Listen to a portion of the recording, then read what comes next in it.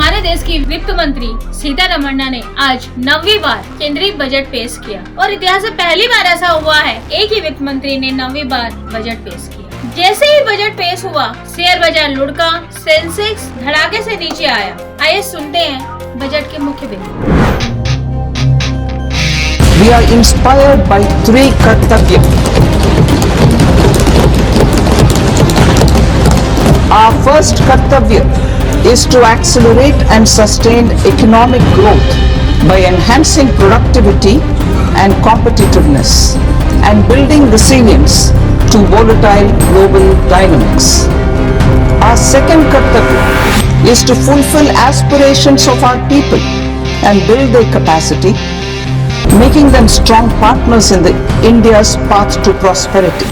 वित्त मंत्री निर्मला रमैया ने आज संसद में लगभग 1.5 घंटे के अपने लंबे भाषण में बजट को पेश किया और 2026-27 के बजट की घोषणा की। मुख्य घोषणाओं में 2026-27 में पब्लिक कैपिटल के खर्चों को बढ़ाकर 12.2 लाख कर दिया गया है। 1 फरवरी को पेश किए गए बजट में हेल्थ केयर इकोसिस्टम को मजबूत किया गया है। इसलिए कैंसर की 17 तरीके की जो दवाइयां हैं उनकी कीमत को कम किया गया है तथा 7 प्रकार की अन्य दुर्लभ बीमारियां हैं उनकी दवाइयों को भी सस्ता कर दिया गया है। आइए एट ए ग्लैंस देखते हैं कि क्या सस्ता और क्या महंगा हुआ है 2026 के बजट में। सीएनजी, बायोगैस, कैंसर से जुड़ी हुई दवाइयाँ, 7 दुर्लभ बीमारियों की दवाइयाँ, बीड़ी, माइक्रोवेव ओवन, सोलर एनर्जी, जूते, मोबाइल, विदेश यात्रा और लेदर के प्रोडक्ट सस्ते हुए हैं। वहीं शराब, खनिज, स्क्रैप, फ्यूचर ऑप्शनल ट्रेडिंग और रसोई गैस महंगी हुई है। आइए एक नजर देखते हैं वित्त मंत्री निर्मला सीतारमण के 10 नए ऐलान। बायोफार्मा ब्रांड बाजारों को मजबूत करने के लिए उत्पाद लाए जाएंगे। कैंपेक्स मीन्स सरकारी पूंजीगत व्यय में बढ़ावा। 7 नए हाई स्पीड रेल कॉरिडोर बनाए जाएंगे। इंडिया सेमी कैपिटल मिशन 2.0, 3 नए एम्स खोले जाएंगे। विकसित भारत के लक्ष्य के लिए बैंकिंग पर विशेष ध्यान दिया जाएगा। आत्मनिर्भर भारत के लिए एक विशेष फंड तैयार किया जाएगा और एनआरआई के निवेश बीमा में भी वृद्धि की जाएगी। एजुकेशन पे ध्यान दिया जाएगा। ये बजट वर्तमान के सपनों को साकार करता है और भारत के उज्जवल भविष्य की नींव को सशक्त करता है। ये बजट 2047 के विकसित भारत की हमारी ऊंची उड़ान का मजबूत आधार है। साथियों, आज भारत जिस रिफॉर्म एक्सप्रेस पर सवार है, इस बजट से उसे नई ऊर्जा, नई गति मिलेगी। जो पाथ ब्रेकिंग रिफॉर्म्स किए गए वो एस्पिरेशन से भरे हुए भारत के साहसी टैलेंटेड युवाओं को उड़ने के लिए खुला आसमान देते। ये बजट ट्रस्ट बेस्ड गवर्नेंस और ह्यूमन सेंट्रिक अर्थव्यवस्था के विजन को साकार करता है। ये बजट भारत की वैश्विक भूमिका को नए सिरे से सशक्त करता है। भारत के 140 करोड़ नागरिक फास्टेस्ट ग्रोइंग इकोनॉमी बनकर ही संतुष्ट नहीं है।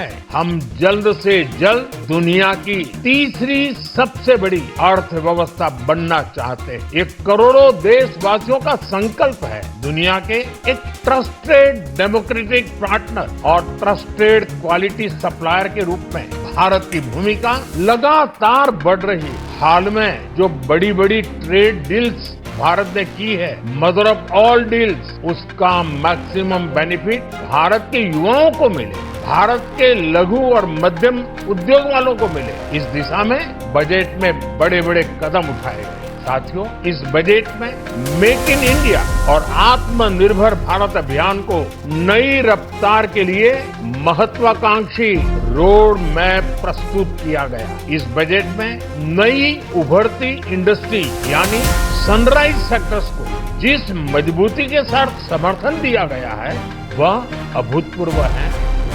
इन बड़े ऐलानों में जैसा कि हम सुन रहे हैं, ट्रांसपोर्ट की अगर हम बात करें तो 7 हाई स्पीड रेल कॉरिडोर का ऐलान किया गया है। वो है दिल्ली से वाराणसी, मुंबई से पुणे, पुणे से हैदराबाद, हैदराबाद से बैंगलोर, हैदराबाद से चेन्नई, चेन्नई से बैंगलोर और वाराणसी से सिलीगुड़ी। बायोफॉर्म शक्ति मिशन 10,000 करोड़ के बजट के साथ लॉन्च किया गया है ताकि बायोलॉजिक्स और बायोसेक्लिन के घरेलू उत्पाद को बढ़ाया जा सके, कैंसर और ऑटो इम्यून की बीमारियों से बचा जा सके। सरकारी सेक्टर में एस्ट्रोमेटी, रेडियोलॉजी, एल्थेथेमिया और रिहैबिलिटेशन सेंटर को कवर किया जाएगा और इन्हें हेल्थ प्रोफेशनल बनाया जाए। महिलाओं से जुड़े ऐलानों के हाइलाइट्स आपके सामने हैं। लखपति दीदी योजना को बड़े पैमाने पर प्रमोट किया जाएगा, जिसके कारण अब महिलाएं गृह उद्योग से आगे बढ़ के अपने स्वयं का व्यवसाय कर सकती है और खुद को आत्मनिर्भर कर सकती है। सी मार्ट में महिला जो समूह में है और अपने उत्पाद बना रही है, वो स्वयं जाकर सी मार्ट में अपने उत्पाद को बेच सकती है। इससे बिचौलियों की भूमिका कम होगी और महिलाओं को सीधा सीधा लाभ मिलेगा। अब बात करते हैं रक्षा क्षेत्र की।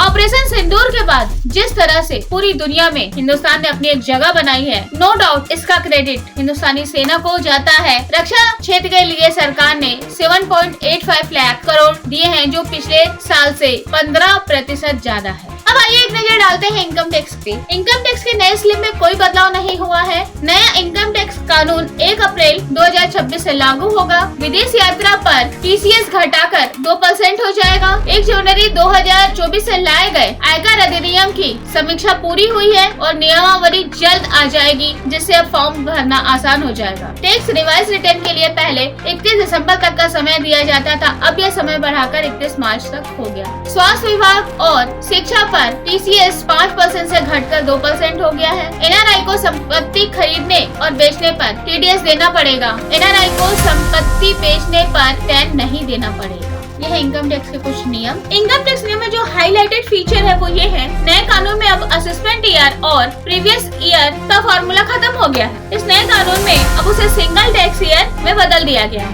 यदि आप समय पर ITR नहीं भर पाते हैं तो भी आप TDS यानी कि टैक्स डिडक्शन एंड सोर्स की राशि को रिफंड मांग सकते हैं। पुराने कानून में टैक्स न भरने पर पेनल्टी दी जाती है। नए कानून में टैक्स दरों में कोई बदलाव नहीं हुआ है। अब हम बात करते हैं सेंसेक्स की। जैसा कि मैंने शुरू में कहा, बाजार को रास नहीं आया निर्मला का बजट और सेंसेक्स गिरा 22,000 पॉइंट। आखिर सेंसेक्स क्यों गिरा, आइए हम देखते हैं। वित्त मंत्री निर्मला सीतारमण ने बजट के दौरान ये ऐलान किया कि F&O के तहत STT को बढ़ा दिया गया है। आइए समझते हैं STT क्या है। STT means security transaction tax. ये टैक्स शेयर बाजार में होने वाली खरीदी बिक्री पर दिया जाता है, जो सरकार को जाता है। हम कोई शेयर खरीदते हैं तब भी हमको STT देना पड़ता है। हम कोई शेयर लंबे समय तक रखते हैं तब भी STT देना पड़ता है। शेयर बेचते हैं तब भी STT देना पड़ता है। इस तरीके से समझिए, अभी नई दरें ये हैं। इक्विटी डिलीवरी पर, मतलब शेयर खरीद कर रखने पर 0.1% टैक्स देना पड़ेगा। फिर उसी दिन की खरीदी बिक्री पर 0.025% टैक्स देना पड़ेगा। फ्यूचर ट्रेडिंग पर अभी 0.05% का टैक्स देना पड़ेगा, जो पहले 0.02% और ऑप्शनल ट्रेडिंग पे 0.15% टैक्स देना पड़ेगा, जो पहले 0.15। STT बढ़ाने के ऐलान के बाद शेयर बाजार में हाहाकार मच गया और सेंसेक्स नीचे आया। अब एटा बैलेंस हम देखते हैं कौन कौन से मुख्य ऐलान हैं जो आम जनता के लिए हैं। पहला तो ये कि इनकम टैक्स के स्लैब में कोई बदलाव नहीं हुआ है। सेकंड है STT बढ़ाया गया है। थर्ड है रिवाइज टैक्स रिटर्न फाइल करने की अवधि बढ़ी है। पहले जो 31 दिसंबर था वो 31 मार्च तक हो गया है। इसके अलावा कैंसर जैसी जो लाइलाज बीमारी है उसकी दवाएं सस्ती हुई हैं। 7 दुर्लभ जो बीमारी है उनकी दवाएं भी सस्ती हुई हैं। LPG गैस महंगी हुई है, इसका बोझ आम जनता पर पड़ेगा। वहीं पर लेदर के प्रोडक्ट, मोबाइल, ये सब सस्ते हुए हैं। जहाँ पर बीड़ी सस्ती हुई है वहाँ पर सिगरेट महंगी हुई है, शराब महंगी हुई है। तो बजट की आम जनता पर क्या प्रतिक्रिया है और हमारे छत्तीसगढ़ को क्या मिला, ये हम अपने अगले नेक्स्ट एपिसोड में देखेंगे। तब तक इंतजार कीजिए। बजट 2026-27 को एंजॉय करें। Stay tuned with Purnima.